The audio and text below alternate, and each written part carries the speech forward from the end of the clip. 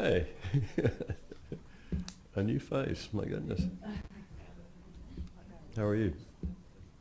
I'm sorry? You're here? Okay. All right, we're in session. Morning, folks. Good morning, Your Honor. May I pass up a motion that I believe we're going to have to resolve before we go any further? All right.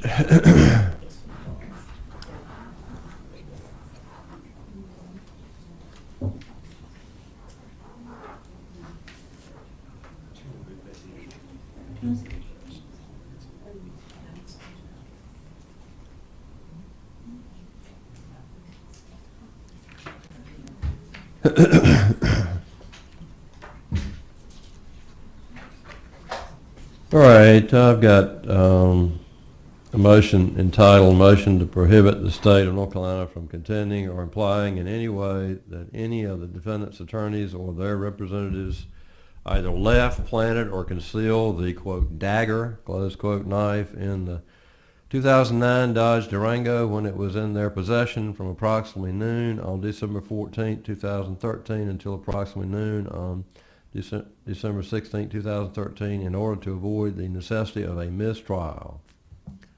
Okay. When did this get served? All right, Your Honor, I may need to give you a little history to When did it get served? this morning. Okay, why do we have to hear it right now?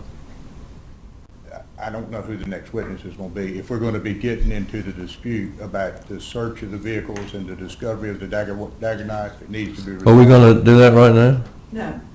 Okay, I'll hear you when it's, I'll hear you before they put on any evidence with regard to the search of the vehicle. I'm not going to address it right now. Okay. It is of no particular concern to me right now. All right, what's your next witness? Our next witness is Investigator Kim Oreskovich from the Fort Bend County Sheriff's Office. Okay. Everybody ready to go? Your Honor, this is when some pictures that have of a graphic nature can be shown. That's why I brought out this smaller television so we don't portray it. Okay. Projector across the courtroom. I have the pictures that we intend to offer. There's also a DVD that we intend to show. I think 8.5 minutes of. These are the pictures that during the last trial, I know that doesn't have any bearing on this, these are the pictures that we showed in the last trial, and we're excluding the ones that were excluded from the last trial. Okay. I'll hand this to Mr. Gaskin. May I just clarify how we intend to do this? Are we going to do this on this screen? Yes. Yes, sir. And we'll be showing them on the big screen. That's right. The only thing I intend on showing on the big screen is there's also a schematic that is included in Discovery that we used last time. And it's a drawing of the scene, and I intend on putting that up on the projector screen That's fine. and handing it out to the jury. All right.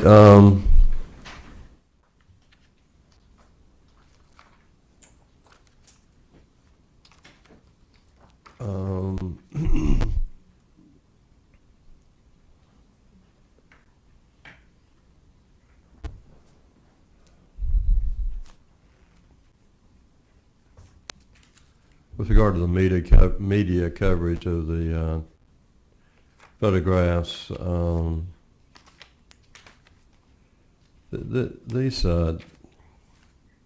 photographs of the body are extremely graphic and just really troubling, and so I don't want them displayed in the media, please. Just out of respect for the deceased. No one should be depicted in any manner in a public way in the way in which this body was found. So I'm directing the media not to photograph or otherwise depict the body, any photographs of the body of the deceased. All right, everybody ready to proceed? Just to be clear, I didn't know if the court wanted to look at the pictures or the DVD that we intend to show, basically the crime scene for 8.5 minutes. The DVD does not, we're going to stop it before it gets to the graphic part, so it's not redundant in any way. All right, I don't,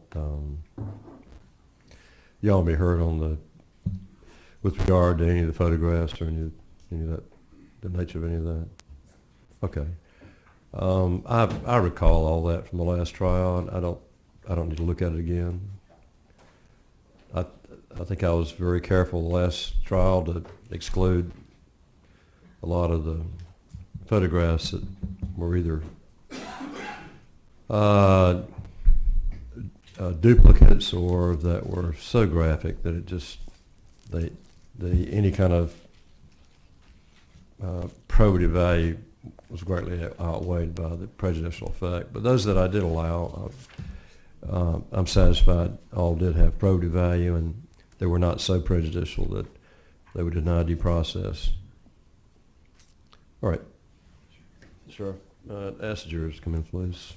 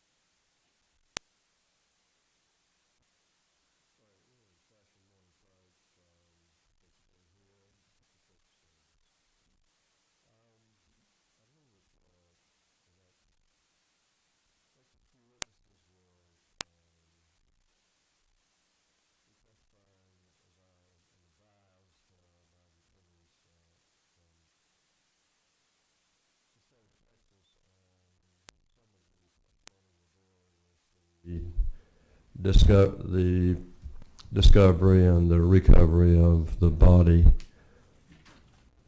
of the deceased.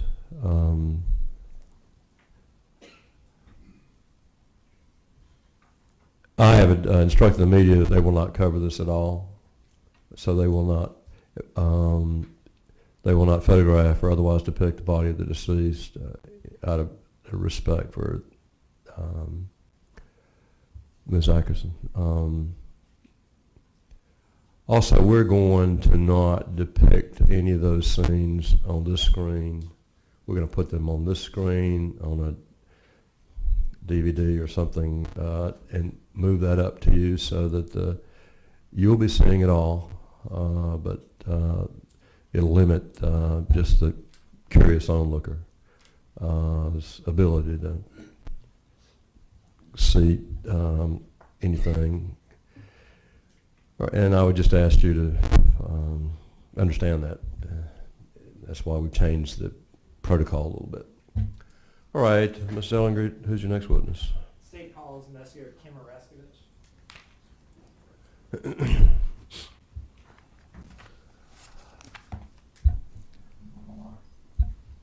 Officer, come on up, please. There's a Bible over here. If you remain standing, put your left hand on the Bible and raise your right hand and face the clerk and take your oath, please. You solemnly swear the testimony you give this court will be the truth, the whole truth, and nothing but the truth, so help you God. Yes, I do.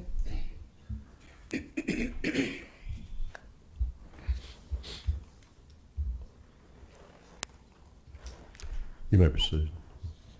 Investigator, could you state your name for the court? Kim Oreskovich. And how are you employed? I'm a crime scene investigator with the Fort Bend County Sheriff's Office. And could you explain to the jury where Fort Bend County is? We're right next to Houston. We join up to Houston on the southwest side. And how long have you been with the Fort Bend County Sheriff's Office? About 18 years.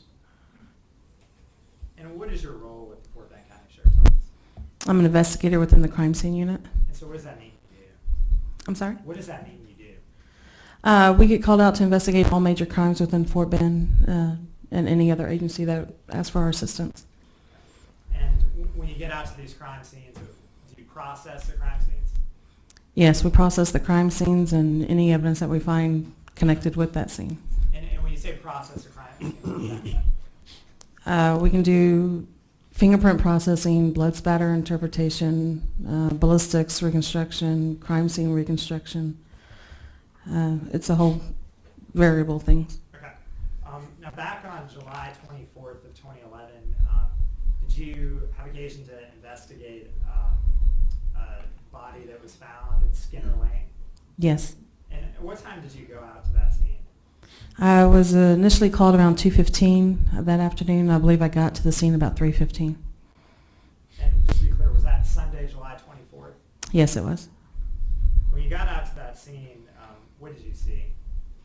When I first got there, I was advised to bring a trailer out. I didn't know anything about the scene. I was just told to bring a trailer to the location. When I got there, I noticed that there were several departments there, so I made contact with the detectives from our department and just got a brief on what was going on. And what did you, I guess after you learned that information from detectives, what was the first thing that you did? Once I dropped the trailer, then I was advised that I'm going to be going in the boat with the fire department and possibly looking for a body within the creek. And so at that point, did you go into that creek with that boat? Yes, we used the fire department's boat. And what kind of boat was that? The fire department's? Yes, ma'am. I don't know the actual name of it, but it's a flat bottom boat and it's got a motor on it. It had a motor on it? Yes. And when you went out into that creek, could you briefly describe for the jury what it looked like? The creek is, well, that day, July, it's very hot. The humidity was probably around 90-95%. But the creek is 50 feet wide. I don't know the depth of it, but it's good. It's surrounded on tree lines on both sides, and a lot of water lilies are within the creek itself, a lot of vegetation. And this is the creek that's across the street from Karen Berry's house? Yes, it's right across the street. And where is Skinner Lane in relation to Richmond, Texas? Skinner Lane is just outside the city limits. So if you're talking about the city limits of Richmond, it's 5 minutes from the city limits. So who was in that boat with you? It was myself, investigator Jack Clark, a personnel from the Richmond Fire Department, and investigator Tim Oxley. What was Investigator Oxley's role? Investigator Oxley was there to protect us from the gators. When you say gators, are there alligators in creeks in Texas? Yes.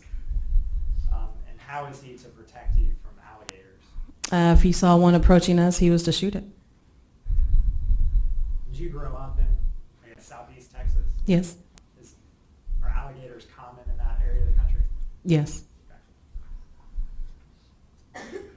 Your Honor, can I approach a witness? You may.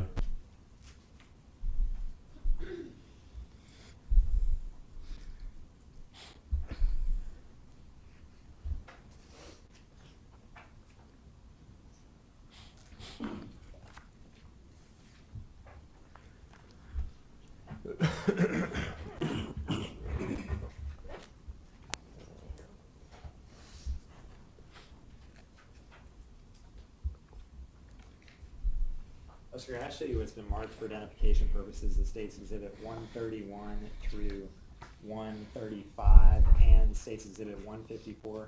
Could you look at those?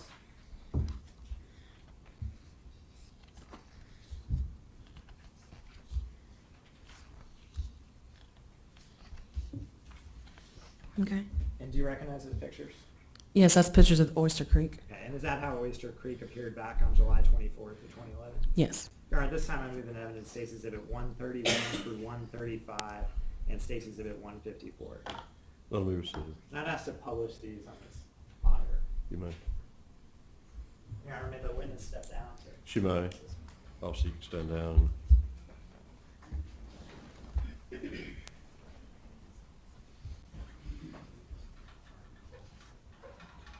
Mr. Gaskins, if you want to move around, you can.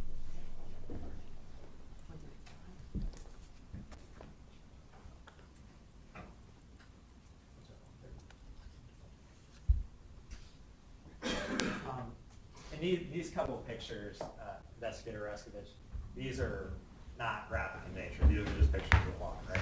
Yes. Okay.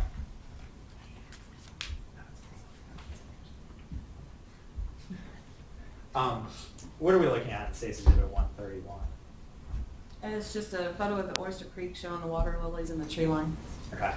If we could see State's Exhibit 132. What direction are we looking in this picture, if you remember? Honestly, with the water lilies, I want to say north, but I'm not sure. Okay.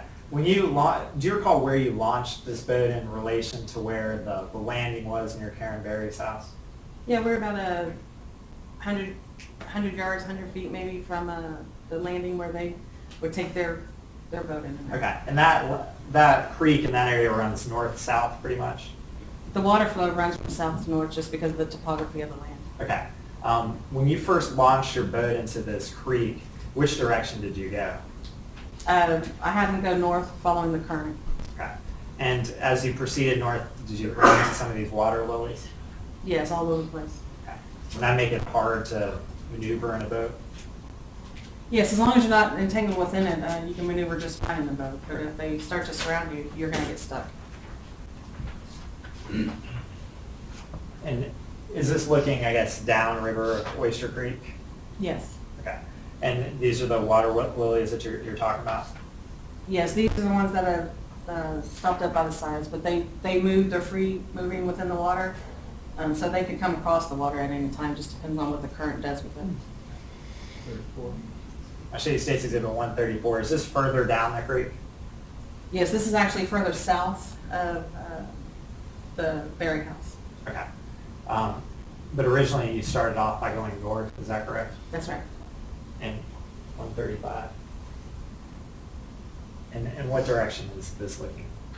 I believe that's right near it's still south of the Berry House, so I believe it's still facing south. Okay. And to do State's Exhibit 154. And this is, I guess, just another view of that creek. Yes, the entire creek is pretty much lined with the water lilies. And is this looking north to where the creek actually is choked with those water lilies? I believe so, because I think the road is off here on the right. Okay, so the road's off here to the right, and Karen Berry's house is off to the right. Is that accurate? Yes, that's right. And the water flows, I guess, away from the viewer in this picture. Right, it's going north in the direction that this photo would be going. And at a certain point, do those water lilies meet in the middle of that creek and prevent passage, basically? Yes. Okay. So you start off in this boat going north towards that area. What happened as you went that direction? We got to a certain point where the water lilies were crossing the creek to where we could not pass. But since they were crossing it, we wanted to go up and search that area because anything that was in the water would have probably been stopped there as well. So we went up to the edge line of those water lilies, and when we got closer, we saw two white, reddish-looking objects floating on top of the water that were floated up into the water lilies. Okay. And I hand you what's been marked as State's Exhibit 140 through 145. If you could look at those.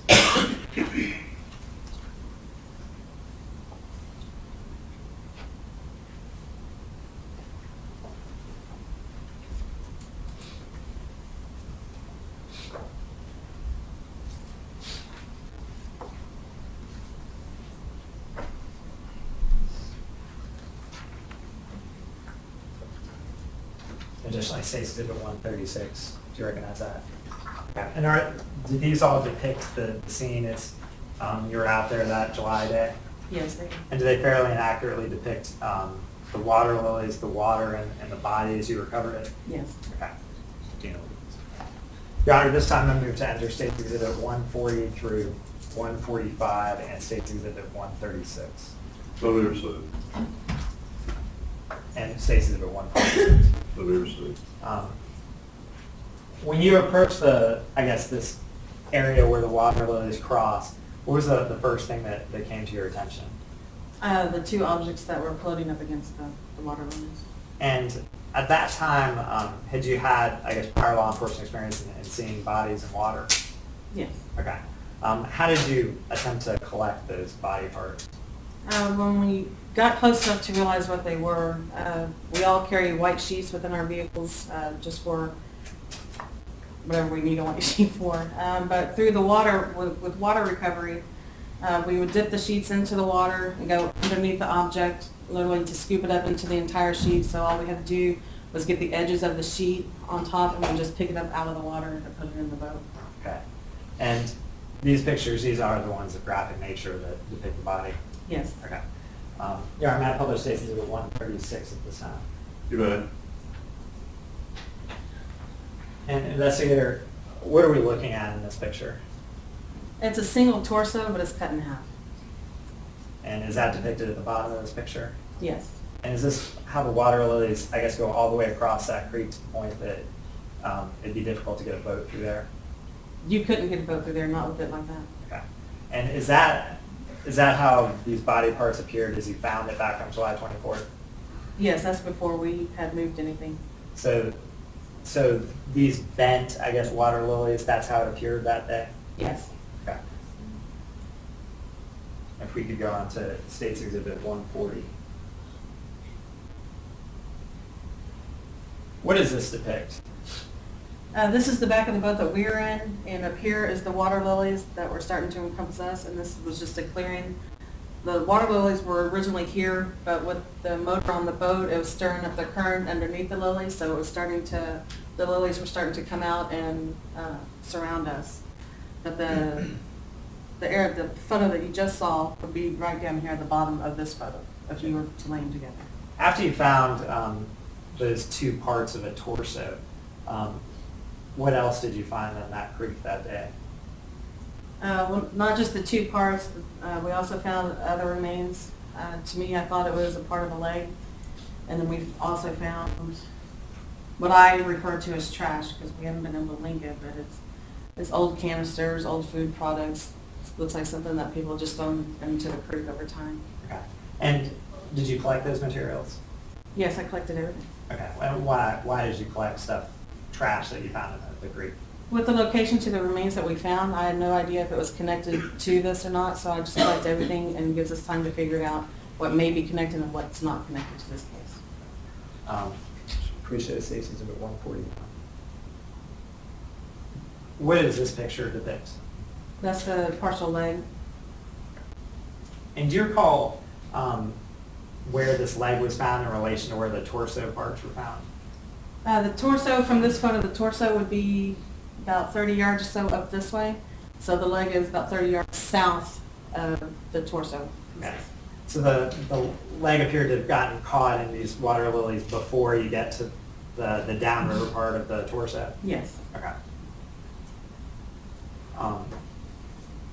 And after you've collected these body materials with the sheet, what did you do with them at that point? Once we had all three of the remains on the boat, we went back to shore at the landing that's near the Berry House because it was the clearest area and the closest one to where we were at. We offloaded the remains there and took more photos for photo documentation. Stacy's at 143. And what are we looking at in this picture? And it's part of the torso and the leg is right here. And which part of the torso are we looking at, if you can tell? This is the lower half. The name will be here. This would have been the right leg, and this would have been her left leg. And this is the leg Part of the leg, yes. part that you found. If we could show State's Exhibit 144. And is this the other piece of the torso that you found? Yes, this is the top portion of the torso. And does that reflect, I guess, would the arms be here and here? Yes, this would have been the right arm, this would have been the left arm, and then the neck and the head would have been here. And there's cut sites at each one of those locations where it appears the arms and head have been cut off. Yes, you can see it through the bone. Stacy's Exhibit 145. Is this the other side of those body parts? Yes, we regularly turn them over, turn any evidence over to photograph and document the back sides as well. And is this how these body parts appeared when you pulled them out of the water, or did you clean them off at all? No, that's exactly how they were when we pulled them out. Okay. And this body part on the left, that's the top half of the torso. Yes. And these are the cut sites, I guess midway through the torso. Yes, it's right above the navel. And then the middle part is the, I guess, bottom part of the torso. Yes. And then the part on the right is the leg. Yes. If we could go to State's Exhibit 146. This is a closer view of that leg Yes. part. Okay. And do you know exactly what part of the leg this is? No, I couldn't tell exactly. To me, I thought it may have been a partial thigh, but I'm not sure. Okay. So much detail, I couldn't tell. Okay. Thank you.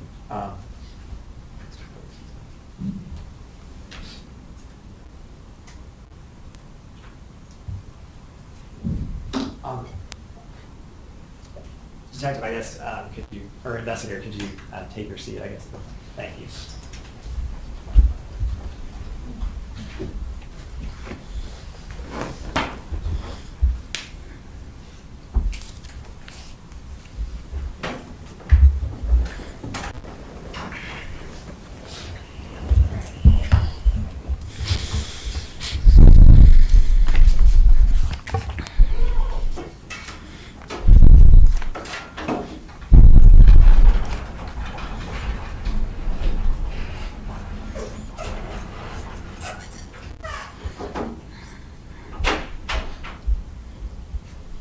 After you recovered those body parts and you brought them over to the bank, what else did you do as part of your investigation on that Sunday?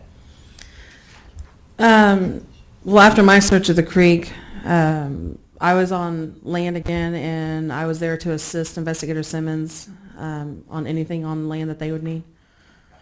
And I guess where was the first area of the either Karen Berry's property or this river property that you went? The first area that I went to? Yes. Initially, I was on the front of the home, but I was just waiting for Investigator Simmons to say that he needed assistance. When I first started to go in for assistance, we were doing a walkthrough of the property because I hadn't seen it yet. And from there, I believe we were searching through burn piles. At some point, did you do, were you there when a video was taken of this property? Yes. Okay. Your Honor, confidential witness. You may. Investigator, I show you what's been marked for identification purposes as State's Exhibit 186. Do you recognize this? Have you had a chance to review Yes. that? Yes, I've seen it. And does that video accurately reflect the scene as you saw it back on July 24th of 2011? Yes, it does. And when in the day was that video taken versus after you began searching things? Initially, Investigator Simmons started the video, and he's doing the entire home, the outside of the home, some of the buildings that were on the property as well, and then the back side, or the last part of this video, is from the water recovery. Okay. The first part, before the water recovery, does that accurately depict the scene as you saw it back on July 24th? Yes, it does. Your Honor, I move to enter State's Exhibit 186 at this point. Love your suit. And may I publish it via the projector screen? You may.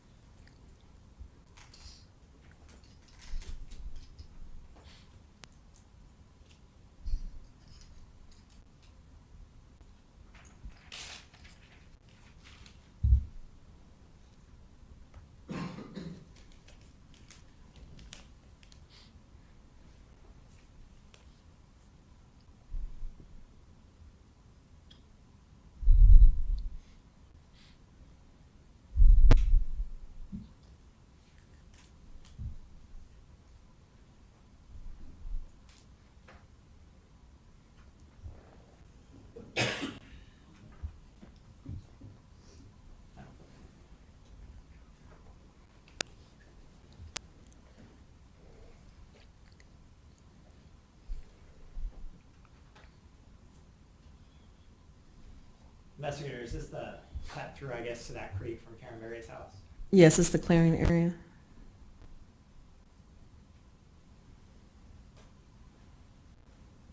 And so there's a mowed path down to the creek there. Yes, they would keep that path mowed down so they could have easy access to the creek in their boat.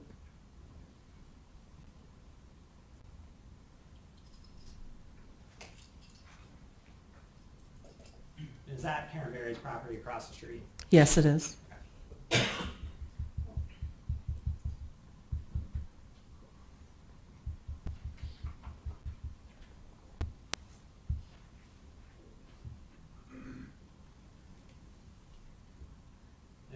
What is that we see here in this video?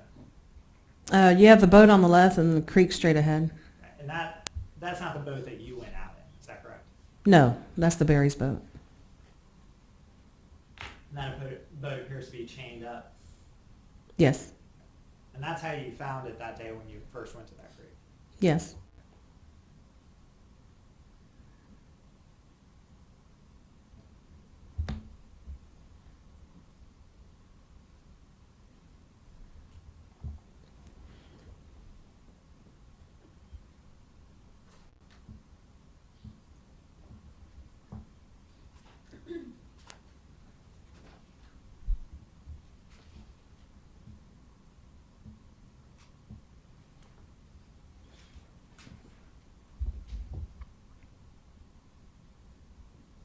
And that red object right there,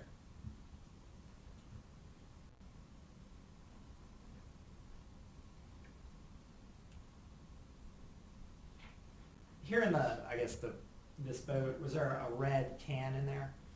Yes, it's an old coffee canister. Okay.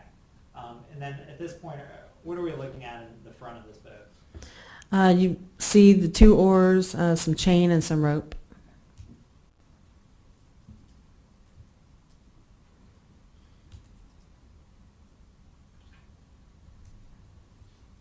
And there are oars in that boat, there's no motor. No, there's no motor. Is that the creek as you saw it that day? Yes. With a motor on your boat, were you able to go very far into where those water lilies cross the creek? You could start to go into the water lilies, but once the current would kick them up and they'd start moving, if they were able to surround you, then they would literally trap you in there because they would get it tied up within the motor and it would kill your motor. Okay. It would probably be more difficult if you were just rowing into that. Is that correct? No, rowing would be a lot easier. Okay. What are we looking at in this section of the video?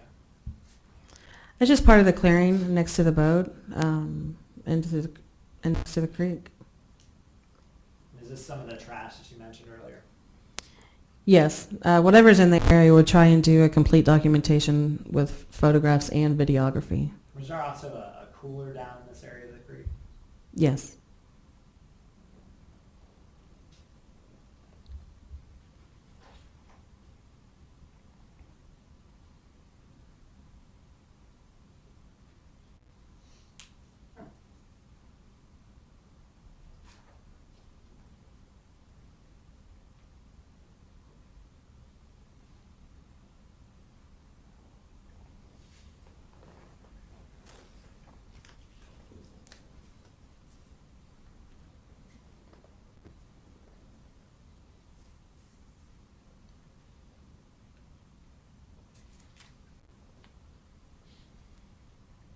And that's again as you go up that cut through to Karen Berry's property.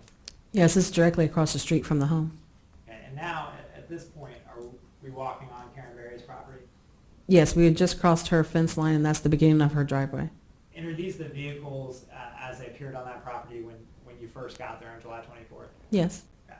And there's a truck, a red car, and then another truck over here. Yes.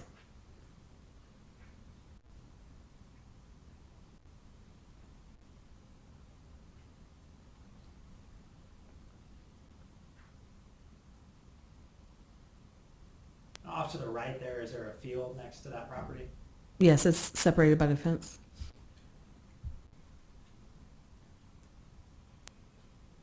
And the first building, I guess, on the left, is that Karen Berry's house?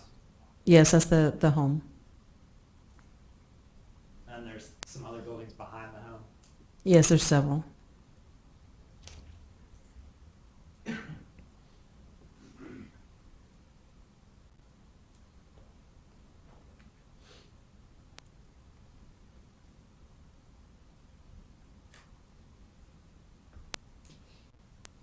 Is there a cooler on this side porch? Yes, there's one on the porch and also one in the yard area.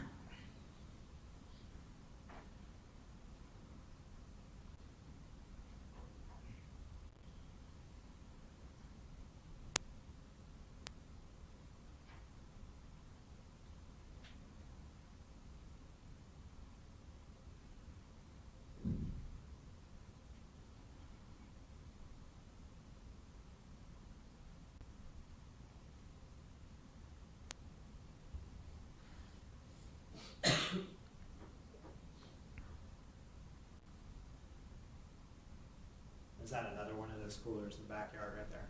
Yes.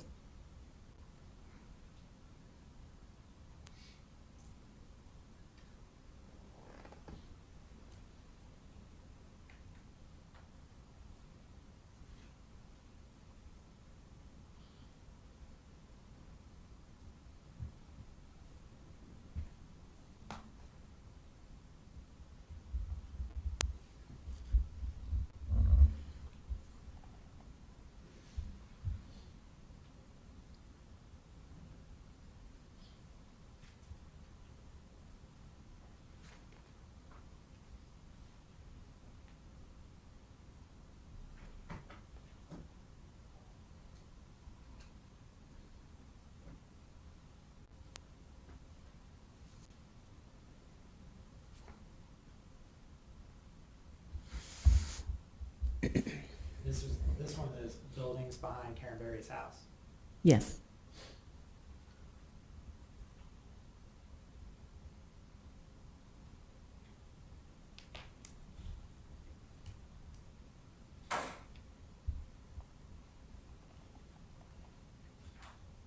Later on, as part of your investigation, did you see some things from this barn? Yes, some items that were collected out of it. And could you describe to the jury, is this sort of a washer area over here? I believe it was. I don't know if they still use it as a washer, but there was a washer back there. And is that where some towels were collected? Yes, I believe a green towel and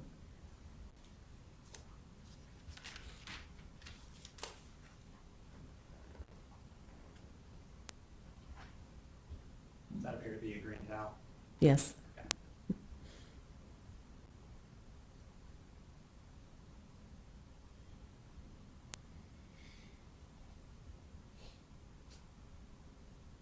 Additionally, was a machete covered out of this area?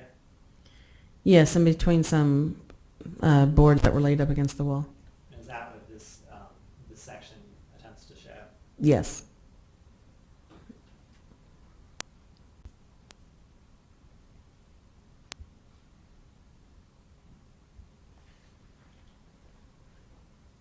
He's trying to show it. Okay.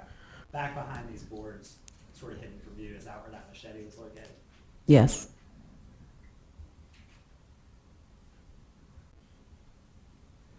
Is this back outside? Yes. And so that barn and that other building are to the left of the viewer in this video? Yes, this is starting to go behind those.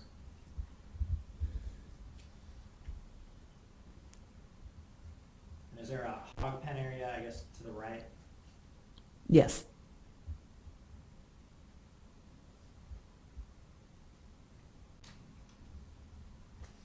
I guess in one of Karen Berry's boys, he would catch feral hogs, is that correct? Yes, I believe he actually has a company. Critter Catchers, I believe is the name. Does this show that hog pen? Yes.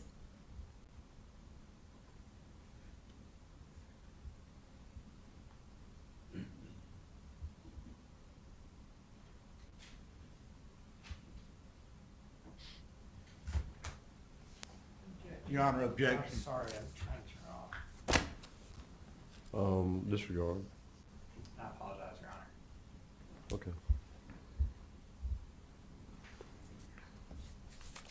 Be more careful with that. I apologize.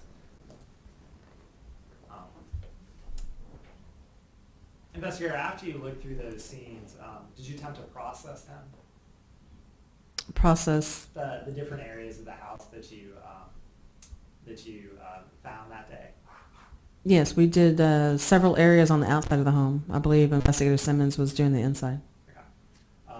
And what was that first area that you processed? I believe I started in one of the burn piles where. Okay.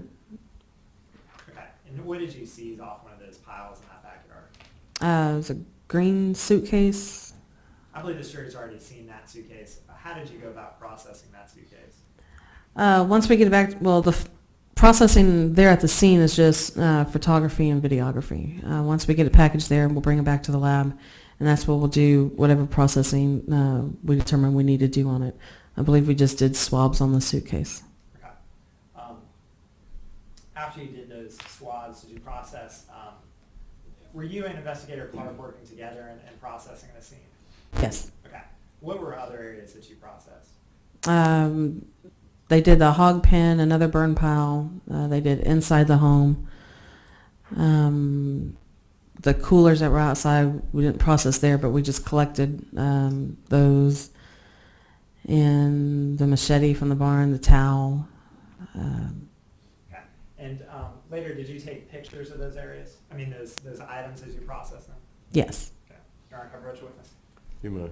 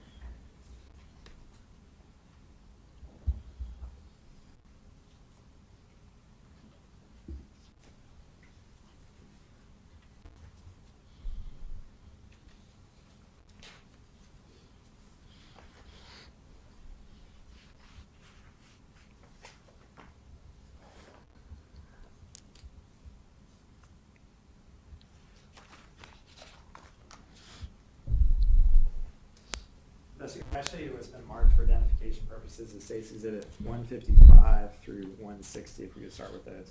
Are those some of those items that you seized as part of your investigation?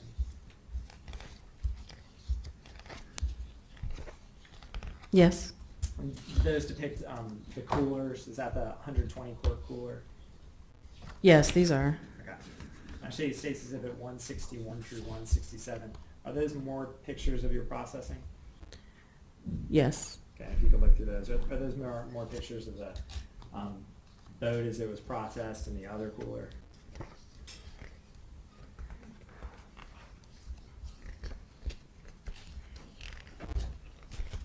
Yes, it's both coolers and the boat. Okay, Your Honor, at this time I move to enter State's Exhibit 155 through 160 and 161 through 167. That'll be received. And Investigator, could you explain to the jury how, I guess after you seize these coolers, which they've already seen, how you go about processing them to determine if there's any latent evidence on them? For latent evidence, if you're talking about fingerprints, we just use the black fingerprint powder, and you just spread that out, and if there's fingerprints, then you'll see the ridges formation with the powder. Latent blood processing, we do with a chemical called Blue Star. And could you explain how you use Blue Star? Blue Star is 2 parts. You just mix the 2 parts together inside their spray bottle with water. And once those are completely mixed, you just spray it on the item of whatever it is that you're processing. If you get a positive reaction, it'll turn blue. Your Honor, I published State's Exhibit 155 at this time. You may.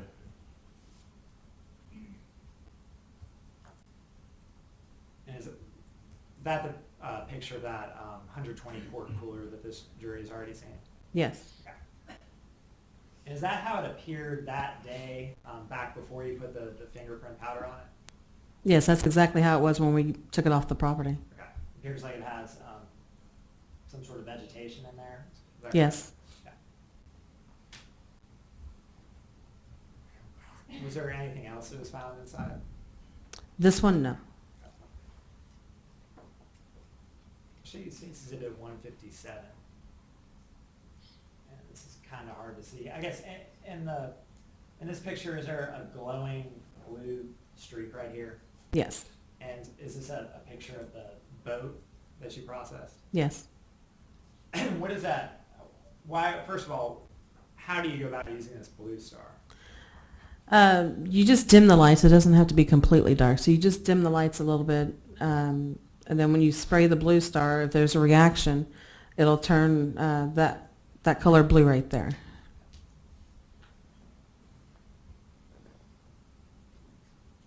And I show you State's Exhibit 158.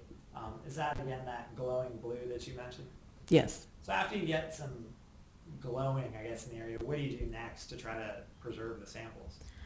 Once you see the reaction, we mark it with a Sharpie marker. We just outline it so when we turn the lights back on and the illumination is stopped, we know the area to come back to for more processing.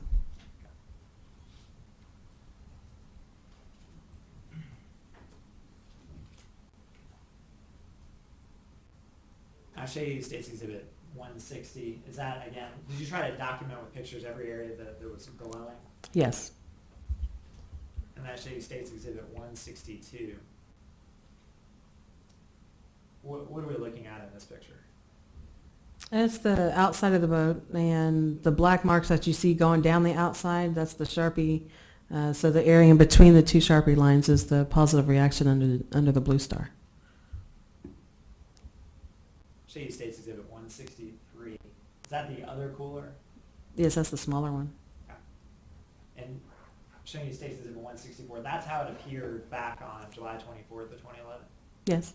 And where is this processing being done? This particular one here is being done in our lab at the sheriff's office. So after you, I guess, finished searching the scene, did you take all the evidence back to a secure location? Yes, the smaller items we would take to the lab, obviously because we could fit them. The larger items, we have a processing building that's located just behind our sheriff's office. And we take the larger items back there, like the boat and the furniture and things like that. Okay. Show you State's Exhibit 165. Is that the inside of that other cooler? Yes. And that cooler, is that how it appeared back on July 24th of 2011? Yes. So did you find anything inside of there? I believe we found some more vegetation, and I think a strand of hair. Okay. And did you seize that hair? Yes, it was collected. I'll show you State's Exhibit 166. Is this those coolers, I guess, as they appear now with all the fingerprint dust on there? Yes. And were you able to collect any fingerprints off of them? No, we did not get any prints from either one of them. The material that I guess a cooler is made of, is that hard to get fingerprints off of? Yes, it's very textured. And here's State's Exhibit 167. Is that, again, the inside of that cooler with fingerprint powder? Yes. So before you processed these coolers, they were very, very clean. Would that be accurate? Absolutely, yeah. They look pretty new. To me, they look brand new.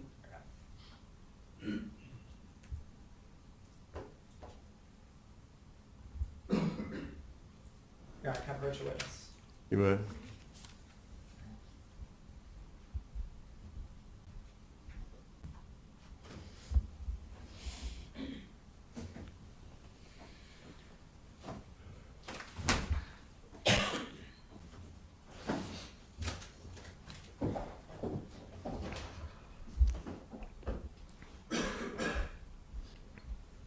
Investigator, actually, what's marked is State's Exhibit 169 and been entered into evidence.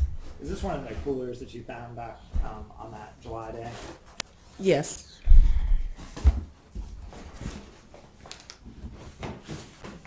And the 120 quart cooler that I guess is against that wall, that's the other cooler that you found that day? Yes, probably. Well, why don't you just have her go over and look at it, okay? Rather than moving the cooler around.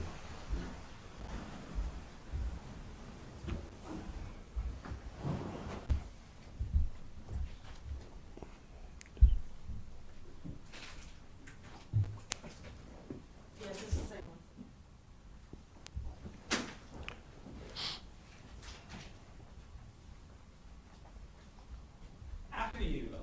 as coolers. Did you process any other parts of the scene?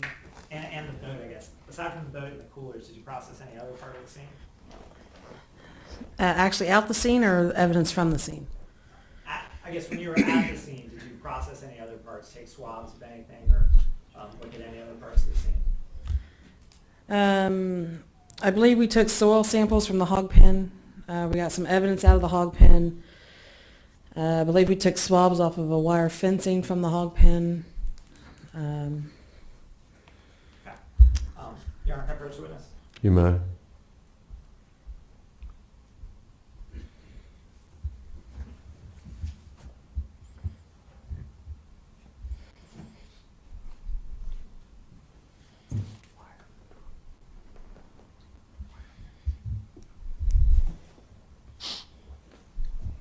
show you what's been marked for identification. This is the state's exhibit 241.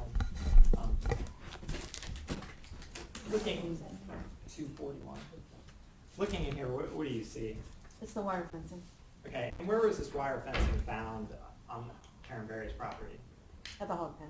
Okay, and why was it seized? At the scene, we observed what we thought may be tissue stuck to the wire fencing, so we took it to collect that tissue in a more controlled environment. Okay, and could you describe when you say tissue, what did it look like? I'd have to look at the photos then. Okay. I'm sorry, I don't remember. Okay, is this the wire fencing that you seized back on July 24th from that property? Yes, that's the one we got. Your Honor, at this time I move to enter State's Exhibit 241. All right, let 241 be received.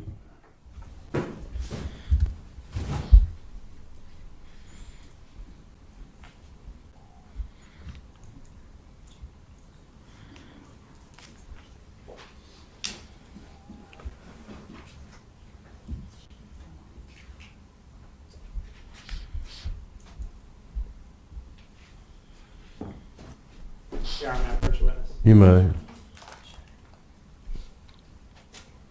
And investigator, this has been entered as State's Exhibit 177. If you could look in here, is that the machete that you found? Yes. And who actually took it out from behind those boards? Investigator Simmons. Okay, and then it was packaged and preserved for y'all to take swabs and do whatever you do to process the scene?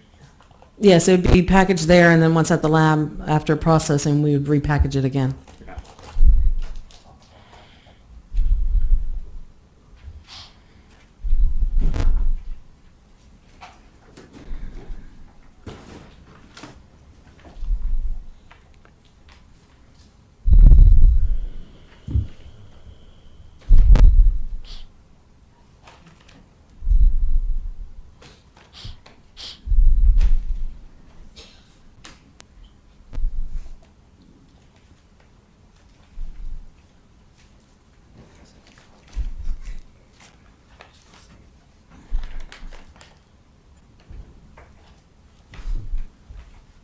Investigator, I hand you what's marked for identification purposes as State's Exhibit A71. Do you recognize that?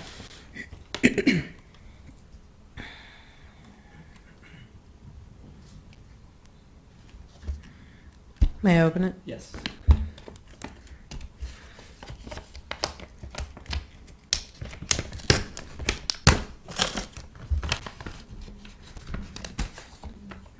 Yes, these are the swabs that I took. And where are those swabs from, specifically with State's Exhibit A171? This one is from the handles of the 75 quart cooler. Okay, and that's A171A. Yes. Okay. And then where's A171B from?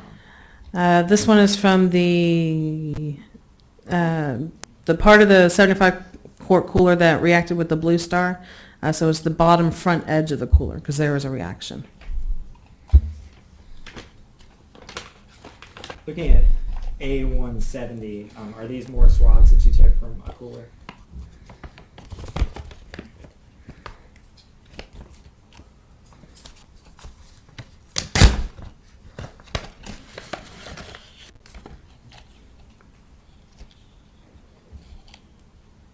Yes, they're from the larger cooler. Okay, that 120 quart cooler that we just looked at? Yes. Okay. State's Exhibit A170A, where's that one from? This one is from the right side of the large cooler. Okay, and A170B, where's that from? This one is from the spigot from the cooler. Okay.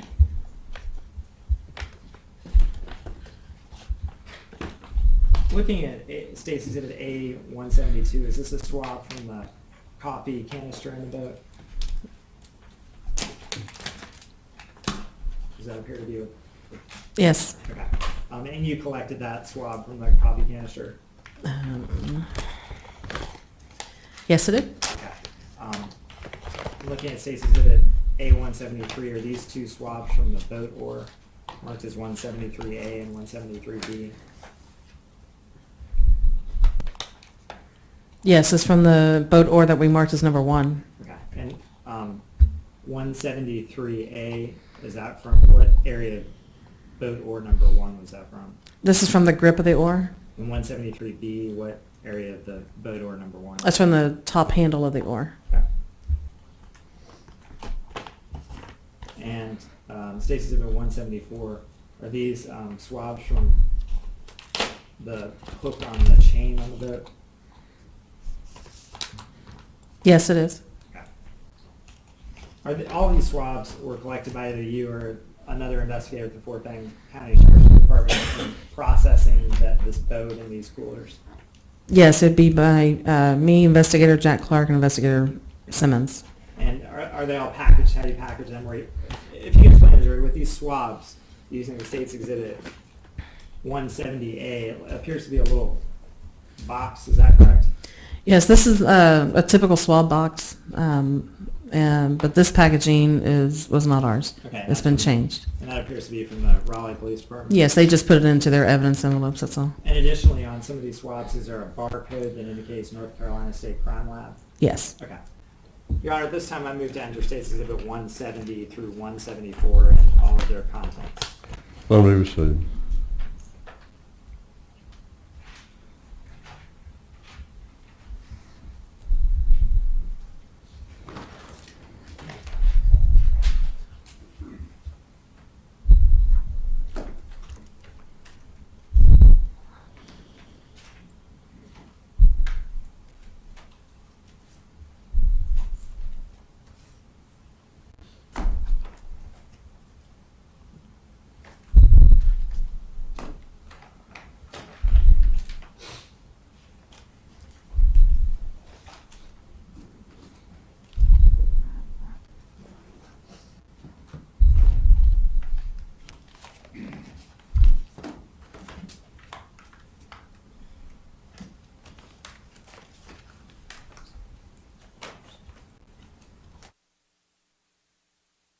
Investigator, I show you what's been marked as State's Exhibit A176. I guess just briefly looking inside here, do those appear to be swabs collected from the second boat oar?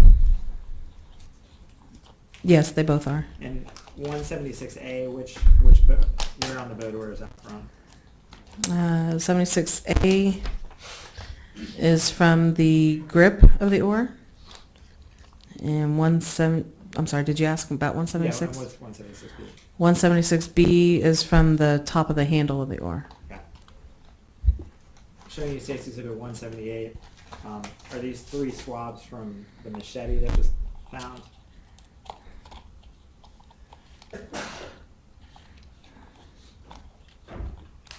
Yes. And could you describe where swabs A, B, and C are from? C is from the metal of the handle that's under the plastic grips. So we took the plastic grips off and swabbed the metal that's under those grips. B is from the exterior side of the handle around the plastic grips. And A is from the blade of the machete. Looking at State's Exhibit A175,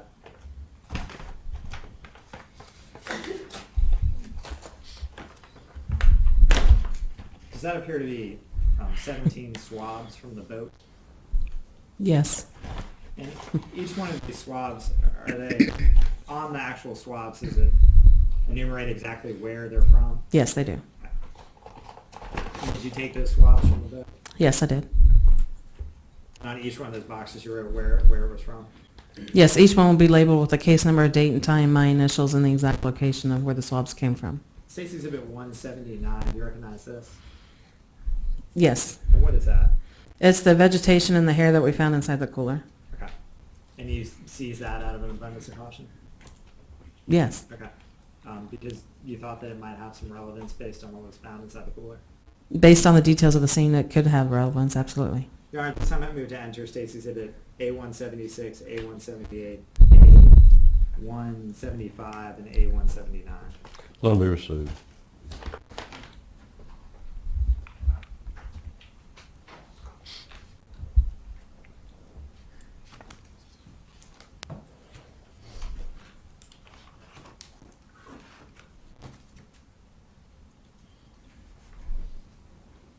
Investigator, could you briefly describe that hog pen that we saw part of in the video?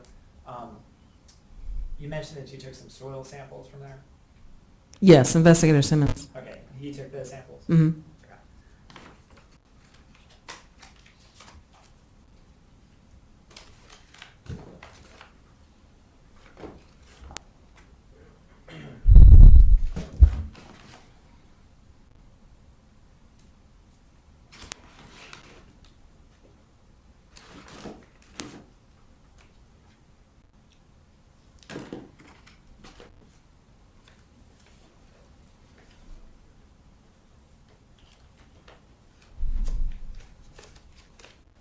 Your Honor, next witness. All right.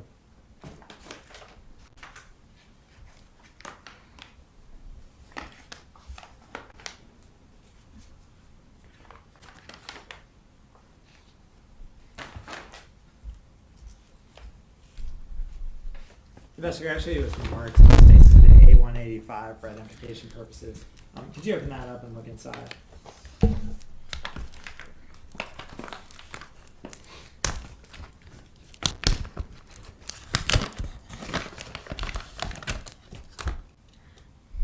And what is that?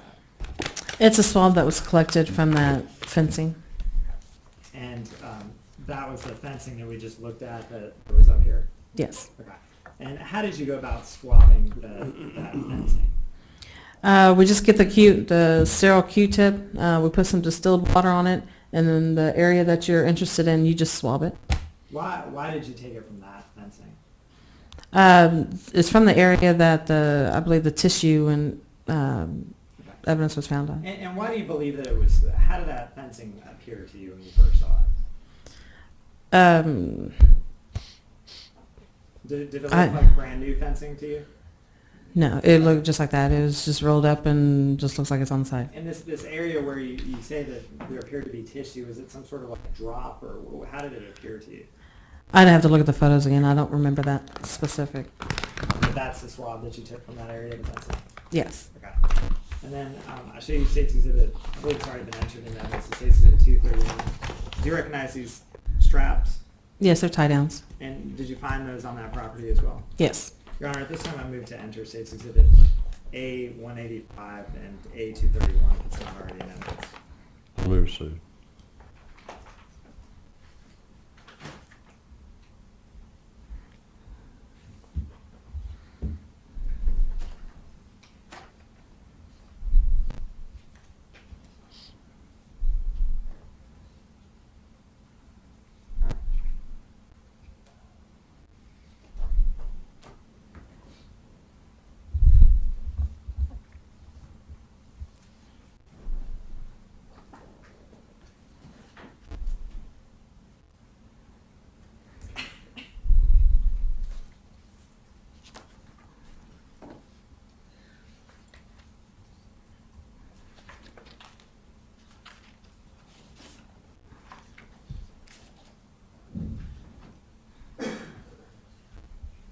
Investigator, I think it's just been marked as State's Exhibit 149, 150 through 152, and State's Exhibit 153. Do you recognize these pictures?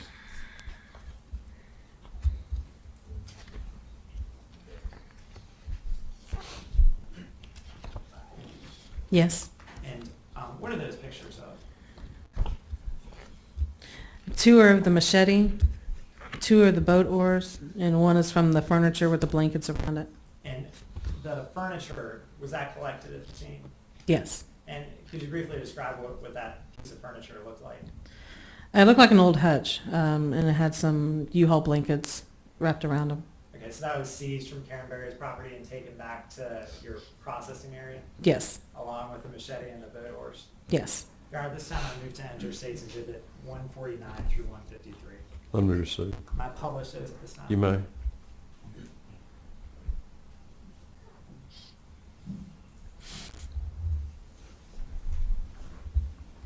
Looking at State's Exhibit 149, is that how that machete appeared back in July 24th of 2011? Yes. And to be clear, it wasn't in any pieces.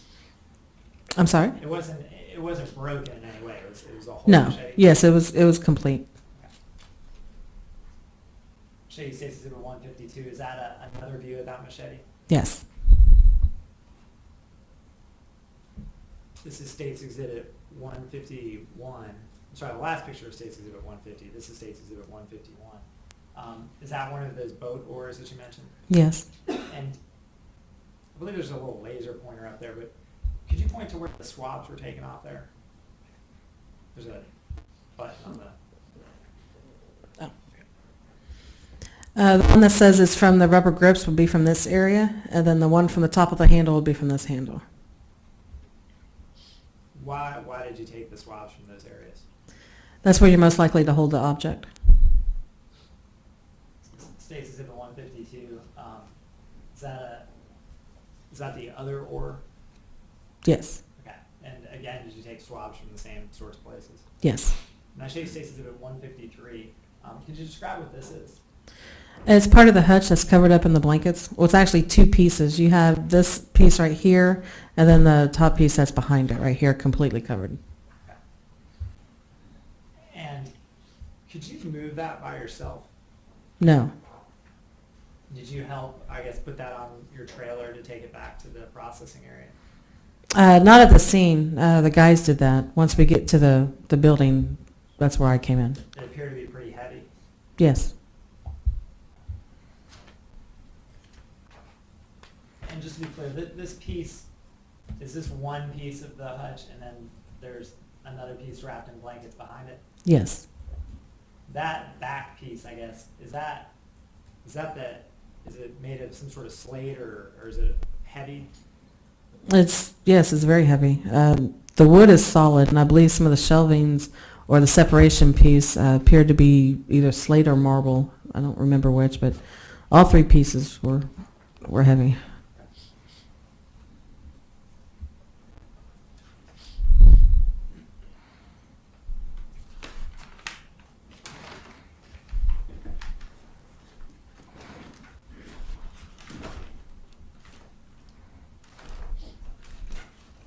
Your Honor, first clerk. You may.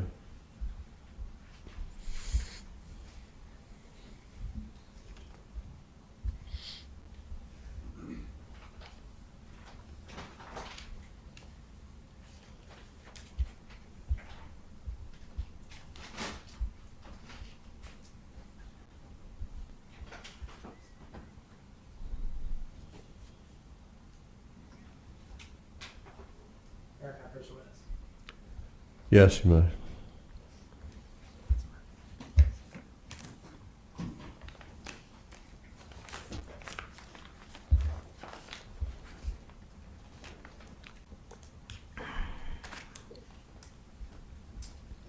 Mr. Chair, I show you what's been marked as State's Exhibit A234 and already admitted as A235.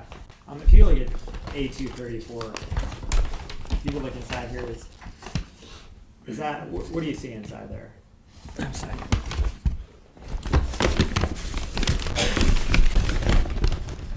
It's a green towel wrapped in paper. Okay. And is that the green towel that you saw in that video? I believe that's the one in the shed.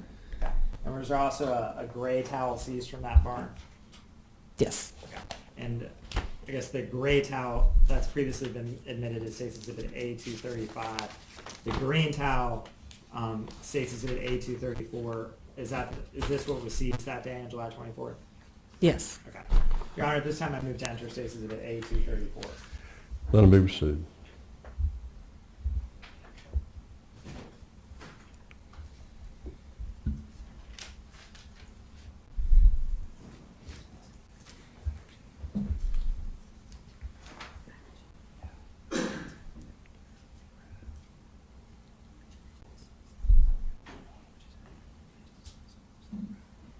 To be clear, the soil samples, you didn't collect those.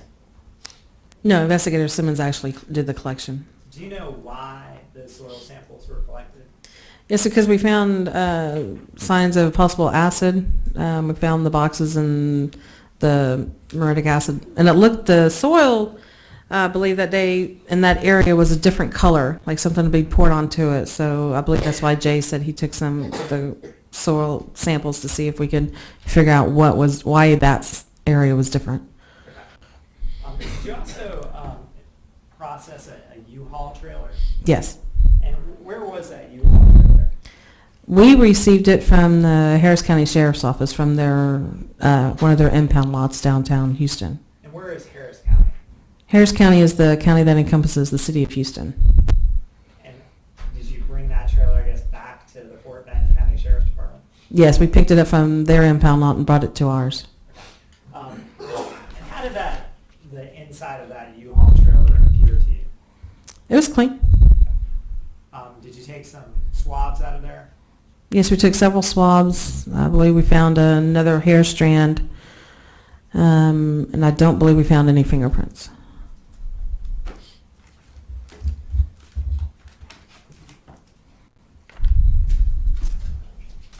Your Honor, approach clerk. All right.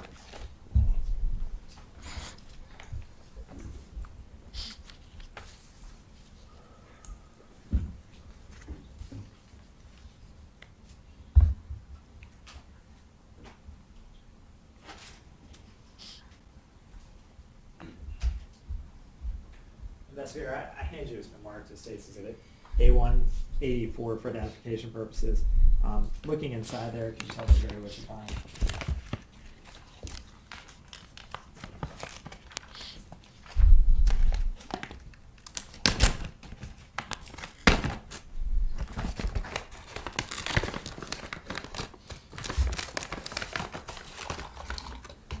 Are there a whole bunch of swabs in there? There's 6. And where are those swabs from?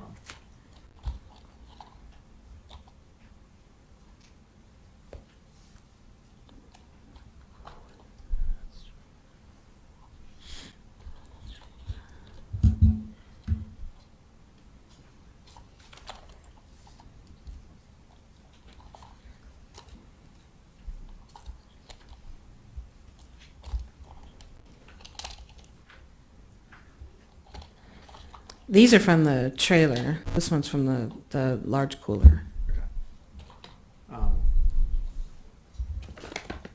If we can put these, this State's Exhibit 170C, that's from State's Exhibit 170 that were swabs from that cooler? Yes. Okay.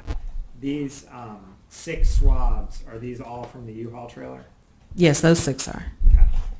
Your Honor, this time I move to enter State's Exhibit 184.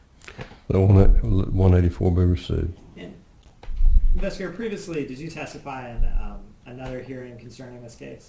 Yes. And at that time, were all these evidence items sealed? Yes, they were in the packaging that we had originally packaged them. They've been transferred into the North Carolina packages now. Okay, and then there appear to be initials on these packages from where these items have been sealed at various times? Yes, it's standard procedure. Anytime you open a piece of evidence and you reseal it, whoever is resealing it will put their initials across the tape so you can tell if it's been opened since then or... Sure. And somehow State's Exhibit 170C from that prior hearing made its way into State's Exhibit 184 with swabs that are from the U-Haul. Is that correct? Yes, but these are sealed with our evidence tape still. Okay. So So they haven't been opened since then, is that correct? they've opened it for processing. You can see the lab tech's initials and date and stuff, and then he or she secured it with clear tape over our evidence tape. So Okay. it's been opened at least once. Okay. Since Where the lab tech's initials are, that's over the tape, so you could tell if the tape's been taken off. Yes. And that appears to still be the person's initials. Yes, and that's standard procedure as well. So State's Exhibit 184 are the 6 swabs, and then somehow State's Exhibit 170C, which is one of the swabs from the cooler, made its way into State's Exhibit 184. Yes. Okay, Your Honor, this time I move to enter State's Exhibit 170C. That'll be received. State's Exhibit 236, could you look inside there?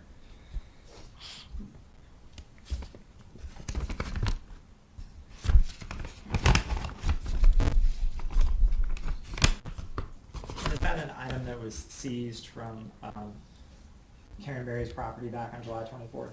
Yes. Okay, and what is that? It's the top part for the gloves. Okay, and was that found in that hog pen? I believe so. Okay. Your Honor, at this time I move to enter State's Exhibit 236 into evidence. That'll be received.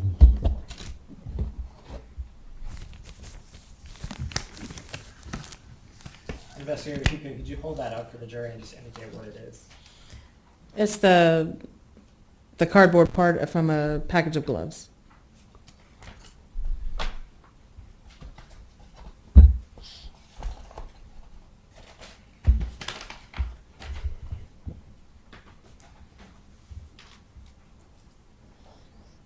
This exhibit, State's Exhibit 182, could you look inside there?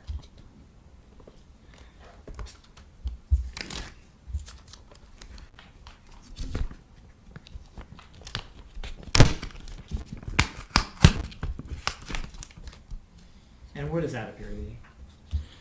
It's the piece of plastic from the plastic bag. Okay.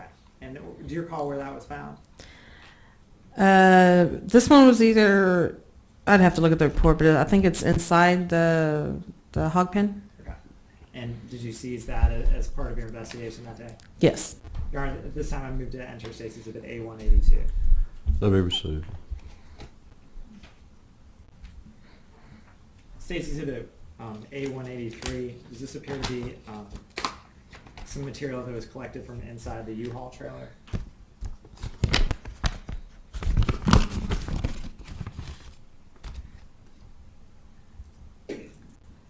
Yes, it was the hair strand.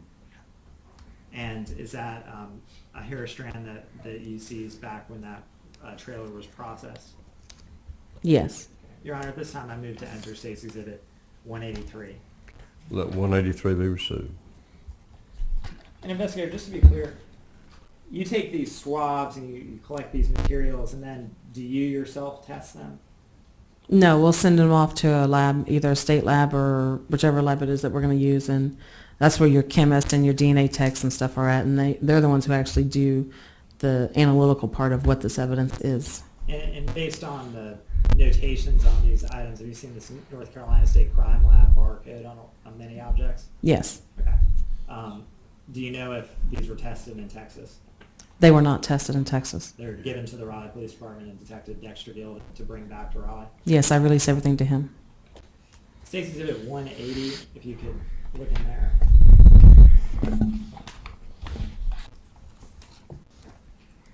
Is that a hair that was collected from the top of that gray blanket that was on top of the hutch? Yes. Okay. Your Honor, at this time I move to enter State's Exhibit 180. That'll be received.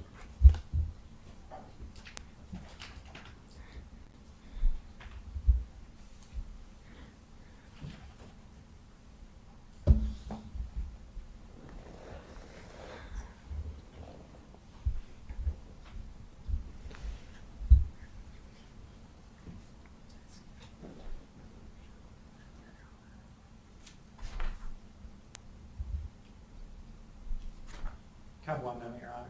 Sure.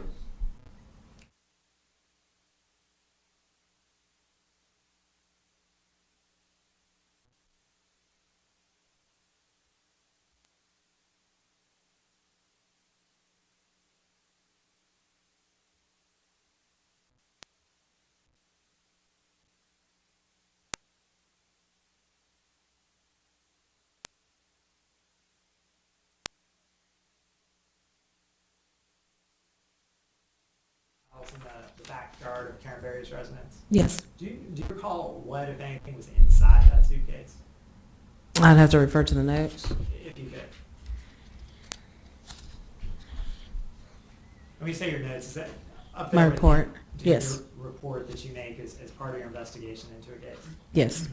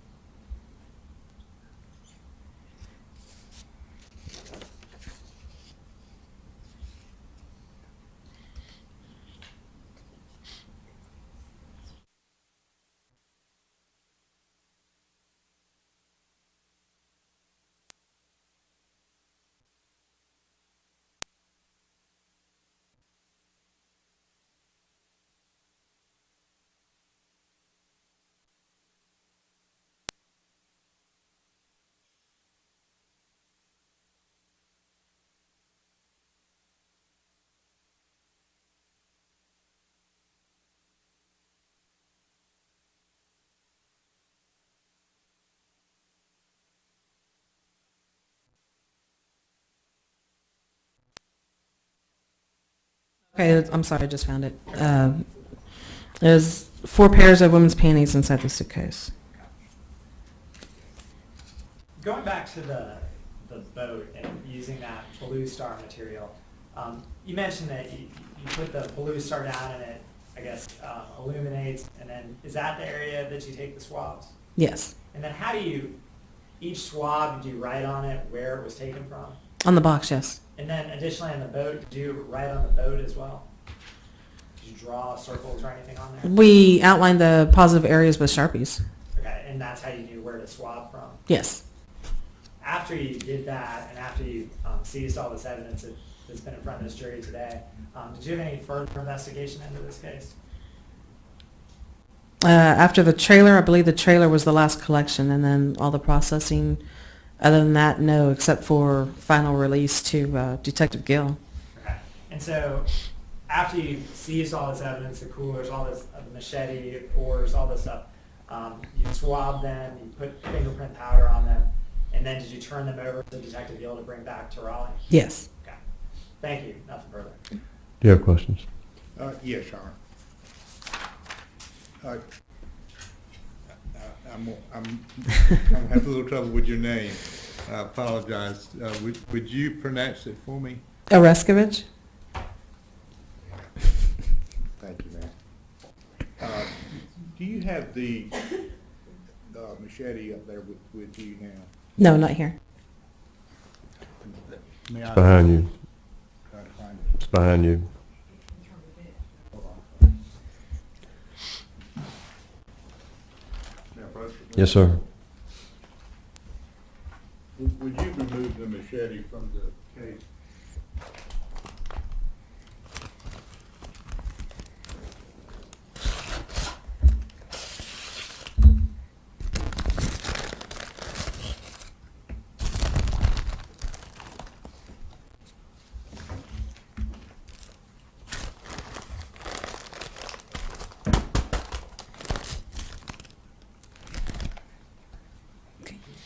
Would you hold it up so we can see it?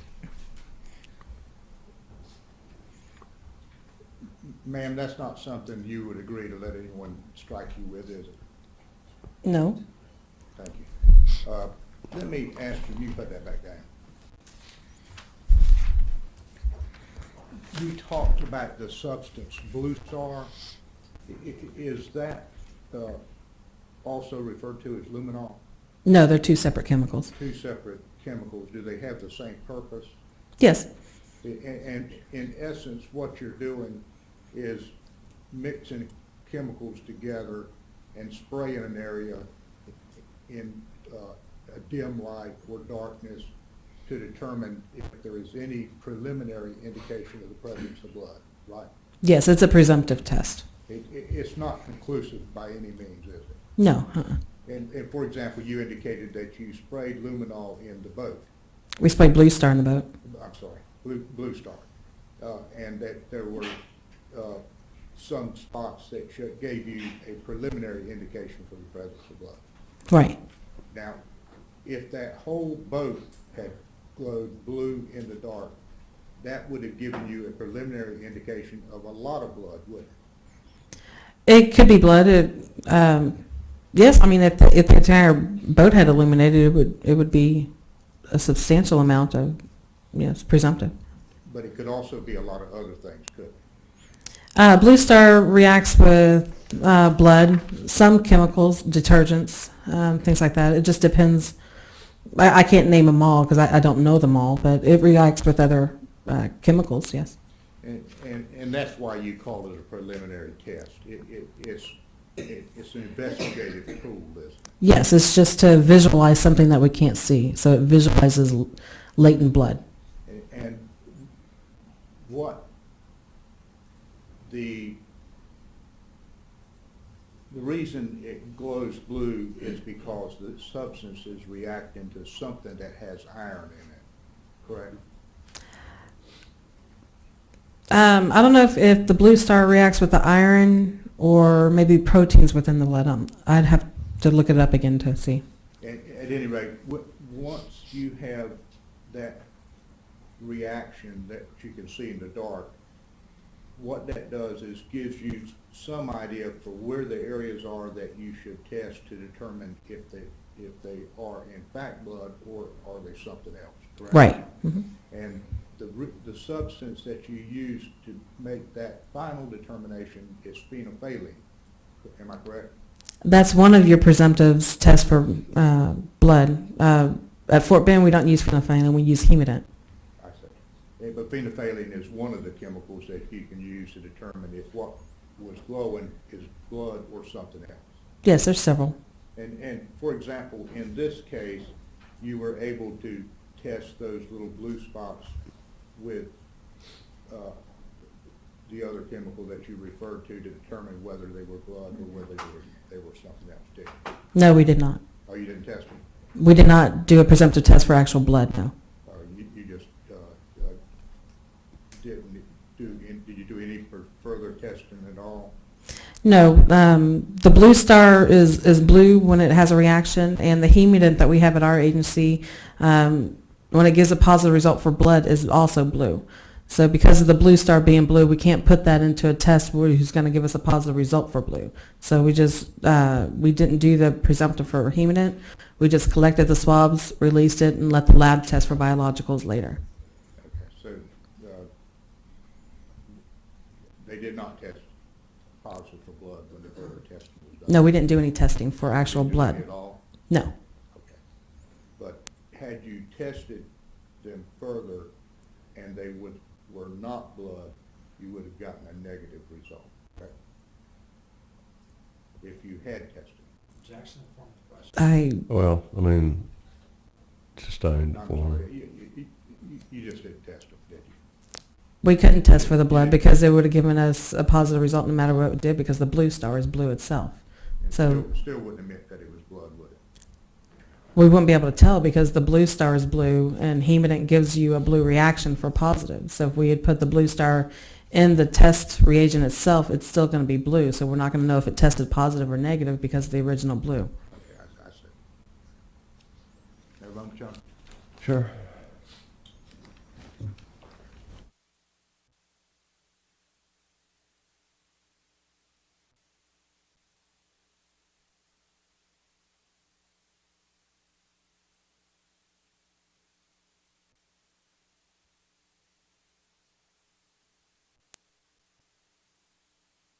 Anything else? Briefly, the Blue Star is just a presumptive test for blood, is that correct? Yes, it is used as a latent presumptive test for blood. So if it illuminates blue, it doesn't necessarily mean it's blood, but it's something that you want to swab so that later DNA testing can occur? Yes, because the Blue Star is like any other latent blood reagent. It tests positive with other things. It just depends on which chemical it is you're looking for or which one you're using, sorry. So for whatever reason, when it illuminates blue, you then take a swab so that somebody later down the road can determine if DNA or anything else can be recovered. That's right. Nothing further, Your Honor. Anything else? Okay, thank you, officer. Mr. Undone. Thank you.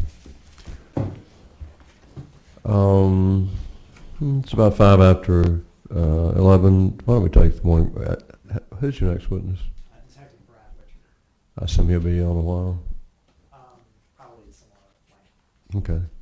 All right, well, it doesn't look like we have a short witness, so why don't we just take the morning break for about 15 minutes. Don't discuss the case among yourselves. Keep an open mind. Don't form or express any opinion about the guilt or innocence of the defendant or any matter in controversy.